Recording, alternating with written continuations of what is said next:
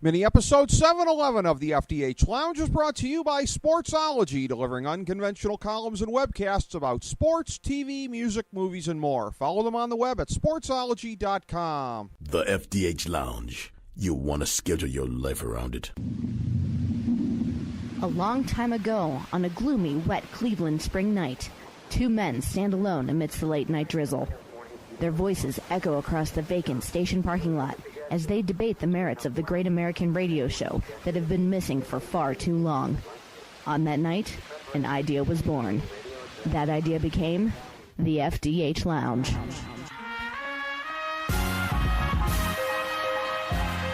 Welcome to the FDH Lounge. Welcome to FDH Lounge mini episode number 711. This is FDH Managing Partner Rick Morris here with our spoiler-free review of House of Cards Season 4, available on Netflix. Our season and series reviews of some of the best shows available on TV and streaming services are usually spoiler-free like this one, but we'll have another one coming in the near future that does analyze all of the key points of the season top to bottom, and it will be clearly marked as such. Here are the top 5 elements of an incredibly wild and raucous season. Number 5. Frank reached the presidency by repeatedly scheming in the shadows, but he's finding that keeping the job by beating flesh and blood opponents at the polls is far more complicated. Heather Dunbar, herself a cunning and formidable candidate, proves to be more vexing than any of his obstacles to the presidency. And looming just over the horizon is young, Kennedy-esque New York Governor Will Conway, ready to bring his war hero freshness and social media savvy up against whoever the Democrats nominate. Like the actual Kennedys, Conway has his own dirty advantages to deploy on behalf of his campaign. On the original British House of Cards, Francis Urquhart's ability to retain his job as Prime Minister at the polls was due in large part to the parliamentary system in the UK, in which voters are selecting their local member of parliament and the party to make all the decisions every bit as much as they are giving affirmation to the head of said party. In America, the selection of a president is in many ways centered on the candidates themselves, unless conditions are unusually good or bad at the time. Frank Underwood's persona is especially ill-suited toward the pursuit of public office, as was Nixon's, and the landscape of his first term is pretty rough, as we saw in Season 3. As the severity of the challenges escalates, we see an all-out embrace of chaos theory at a vital moment in an attempt to gain advantage in unconventional ways. Frank made clear in Season 3 that he wasn't content to be a placeholder president. His ego demanded far more than that. Season 4 is the story of how he tries to get the 4 more years necessary to build the legacy that he feels is worthy of him. Number 4. Past characters, including some that you had every reason to think you'd never see again, come back in surprising ways. Any specifics, including the identity of said characters, would inherently spoil the story, but there are cameos of a very unexpected nature in Season 4, and the way in which they were presented leaves the door open for subsequent appearances. The orbit of tortured souls around Frank continues to grow every season, and even those presently off the canvas can still find a way to make a mark. Number 3. Stamper's obsessive dedication to Frank continues unabated in very consequential ways. Doug's actions at the end of Season 3 marked him all in once and for all as an evil scumbag, and he continues to mark his turf vociferously in Season 4. His skirmishes with Claire's new consultant, Leanne Harvey in particular, are a thing of beauty. And his drastic actions to, for lack of a description that won't spoil the story, prolong Frank's time in office are some of his most brutal yet, with ramifications that seem likely to haunt himself into the future because he is repeating the guilt patterns that he showed with Rachel. Stamper is one of the most interesting characters on the canvas. Somebody who actually has a soul, however tiny it may be, but someone who tries to push it down as much as he possibly can. Number 2. There's a moment that you'll never see coming if you've avoided spoilers, and it resets the board, including in a very surprising structural way.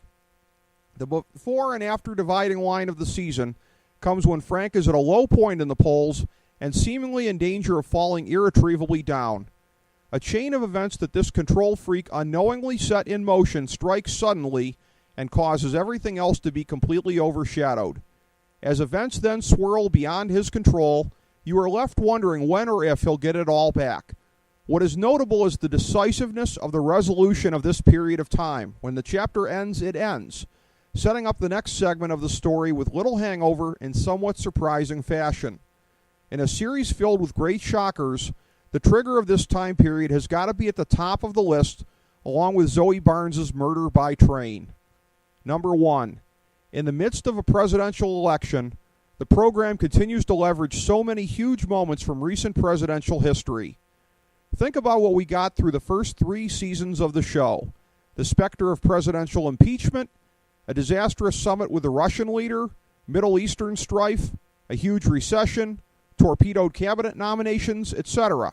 Season 4 adds a few more monster wallops to the mix at the expense of plausibility, but with the goal of adding more seat-of-your-pants entertainment, which it does very successfully.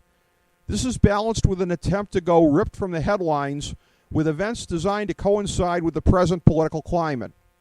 Some of them fall flat, such as imagining high gas prices and even a 70s-style gas shortage in 2016. Some of them are right on the mark, with NSA spying, Russian economic vulnerability, and the legacy of racism in South Carolina hitting home. But almost all of the angles, which intersect in places with Frank's vulnerability at the hands of his old associates, who are approached by the returning Tom Hammerschmidt for a Boffo expose, are amazing. Mix in a would-be Texas political dynasty, a beta male vice president who gets a surprising taste of power, the intriguing return of Thomas Yates, Claire's interactions with her mother, who has never forgiven her for marrying Frank, the sudden and surprising appearance of a backbone by Catherine Durant, and a major domestic ISIS-style terrorist attack late in the season, and you've got the best run yet in the House of Cards series.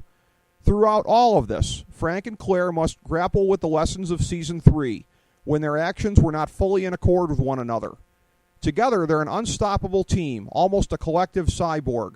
Individually, they're incredibly vulnerable to political attack. The manifestations of this revelation drive Season 4 from start to finish, as the search for common ground, if only for survival's sake, takes the story in unprecedented directions. While we enjoyed Season 3, we had qualms about some of the divergences from the successful storytelling of the first 2 installments, and we hope that it was a foundation to set up Season 4 as a means of dissecting the Underwoods' various defeats since assuming the presidency. It did all that and more, and the runaway freight train action of Season 4 will leave you thrilled and anxiously awaiting the new batch of episodes, hopefully not too far into 2017.